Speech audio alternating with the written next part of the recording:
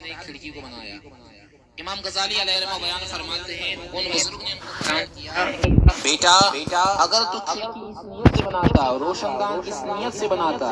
کہ یہاں سے اللہ رسول صلی اللہ تعالیٰ علیہ وسلم کے نام مبارک کی صدائیں آتی رہیں گی، اذان کی آواز آتی رہے گی، کوئی اگر درود و سلام پڑھتا رہے گا تو درود و سلام کی آواز آئے گی، تو تمہارے لیے ہوا بھی آ جاتی اور آخرت کا سامان بھی ہو جاتا۔ تو پتہ یہ چلا کہ دارمدار نیت پر ہے۔ ایک صحابی رسول نبی پاک صلی اللہ تعالیٰ علیہ وسلم کی بارگاہ میں حاضر ہوئے اور عرض کی، یا رسول اللہ صلی اللہ تعالیٰ علیہ وسلم، مجھے نصیحت کے کچھ کلمات ارشاد فرمائے۔ حضرت سیدنا معاذ بن جبل رضی اللہ تعالیٰ بیان کرتے ہیں، نبی پاک صلی اللہ تعالیٰ علیہ وسلم نے بیان فرمایا، اخلص لدینک، اے میرے ساتھی تو اپنے دین کے لیے مخلص ہو جا، یکفی کا عمل القلیل، تیرے لیے کم عمل بھی تیرے لیے پھر کافی ہے۔ تو لہذا پیارے اسلام بھائیو، ہم اللہ کی رضا کے لیے یہاں پر بیٹھے اور نبی رحمت صلی اللہ تعالیٰ علیہ وسلم کی خوشنودی حاصل کرنے کے لیے یہاں پہ بیٹھے، تاکہ اللہ تعالیٰ ہمارے یہاں جمع ہونا اپنی بارگاہ میں قبول فرمائے۔ حضرت سیدنا عبداللہ بن عباس رضی اللہ تعالیٰ کی ایک روایت بیان کریں گے اور عائشہ صدیقہ رضی اللہ تعالیٰ کی، اور پھر باقی معاملات مولانا نثار صاحب یہاں پہ تشریف فرمائے، وہ سنبھال لیں گے۔ عائشہ صدیقہ رضی اللہ تعالیٰ عنہ، طیبہ طاہرہ عابدہ زاہدہ محققہ مفسرہ شاکرہ رضی اللہ تعالیٰ عنہ بیان فرماتی ہے، جسے یہ بات پسند ہو، ان عائشہ صدیقہ رضی اللہ تعالیٰ نے رہتی دنیا تک، چاہے جو یہ کلمہ آگے آ رہا ہے، چاہے مرد ہو یا چاہے اسلامی بھائی ہو، اسلامی بہن ہو جو غیر شادی شدہ ہے، ان کے لیے یہ روایت ہے۔ عائشہ صدیقہ رضی اللہ تعالیٰ بیان فرماتی ہے، جسے یہ پسند ہو کہ اللہ پاک کی بارگاہ میں جب جائے وہ پاک و صاف ہو، جو اللہ تعالیٰ سے ملاقات پاک و صاف کی حالت میں کرنا چاہتا ہے، اسے چاہے کہ وہ نکاح کر لے۔ یعنی نکاح کے تعلق سے آپ نے بہترین الفاظ فرمائے۔ اور عبداللہ بن عباس رضی اللہ تعالیٰ بیان فرماتے ہیں، ہمارے دین کی بنیاد محبت پر ہے، اور میں نے اپنی نظروں میں نکاح سے ایسا کوئی بہترین محبت والا رشتہ نہیں دیکھا۔ امام غزالی علیہ الرحمہ نکاح کے تعلق سے جہاں پہ آپ نے بحث کی، فضائل لکھے، آپ نے فرمایا ایک بہت بڑا عابد و زاہد پارسا متقی شخص غاروں میں عبادت کرتا تھا، وہ یہ سوچتا تھا غاروں میں بیٹھنا عبادت کرنا شاید زیادہ یہ فضیلت والا کام ہے،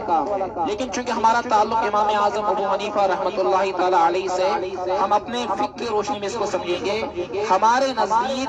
نفلی عبادت خلوت نشینی سے زیادہ افضل ہے نکاح کرنا، کیونکہ نکاح ایک ایسی چیز ہے، یہ پیارے آقا صلی اللہ تعالیٰ علیہ وسلم سے ثابت ہے، حالانکہ آپ نے غاروں میں بھی عبادت کی ہے، غاروں میں عبادت کرنے کے بعد بھی آپ نے نکاح فرمایا ہے۔ تو فقہائے اعناء بیان فرماتے ہیں، نکاح تخلی خلوت نشین اختیار کرنا، غاروں میں گھر میں بیٹھنا کہ بس نفلی عبادت کروں گا، نکاح کی طرف مائل نہیں ہو جاؤں گا، تو ہمارے فقہ کے مطابق افضل نکاح میں مشروع ہونا ہے۔ بہرحال امام غزالی علیہ الرحمہ بیان فرماتے ہیں، ایک عابد متقی پارسا شخص تھا، اس کا نکاح کی طرف رجحان نہیں تھا۔ اس شخص نے دیکھا خواب میں آسمان میں مخلوق اڑ رہے ہیں، فرشتے اڑ رہے ہیں، بہترین لباس میں ملبوس ہے، جو بھی شخص گزر رہا ہے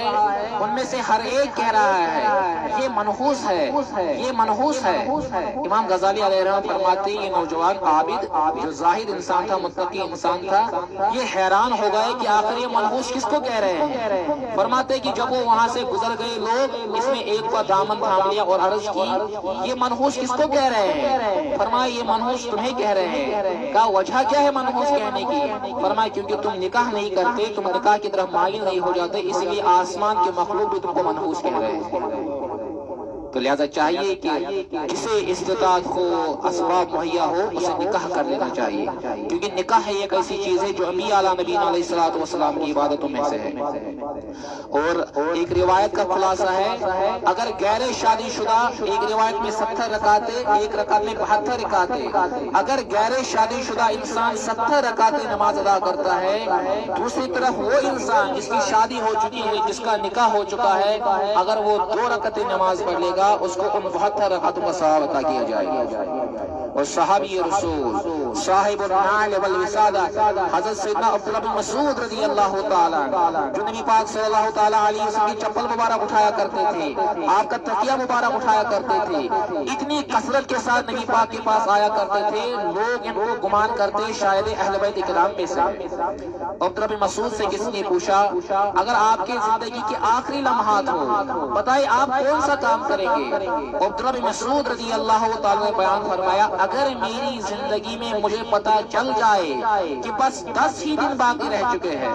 تو میں ان 10 دنوں میں بھی نکاح کروں گا۔ اس میں ہمارے فقہاء نے بحث کی ہے، یہاں ان کی خواہش معاذ اللہ رب العالمین نفسانی خواہشت کی طرف نہیں تھی، ان برکات ان ثمرات کی طرف تھی جو اللہ کے رسول صلی اللہ تعالیٰ علیہ وسلم نے نکاح کرنے کے تعلق سے بیان فرمایا تھا۔ لہذا ہمیں چاہیے یعنی جس کی شادی نہیں ہوئی ہے اگر میری آواز سن رہے یہاں پہ جو ہمارے اسلامی بھائی ہے اپنے لیے تیار ہو جائے مطلب نکاح کے لیے، کہ نکاح ہی بہترین طریقہ ہے جو اسلامک طریقہ ہے، اس سے تعارف ہو جاتا ہے، آپس میں رشتے بڑھ جاتے ہیں۔ اور سب سے بڑی فضیلت نکاح کی کیا ہے پیارے اسلامی بھائیوں؟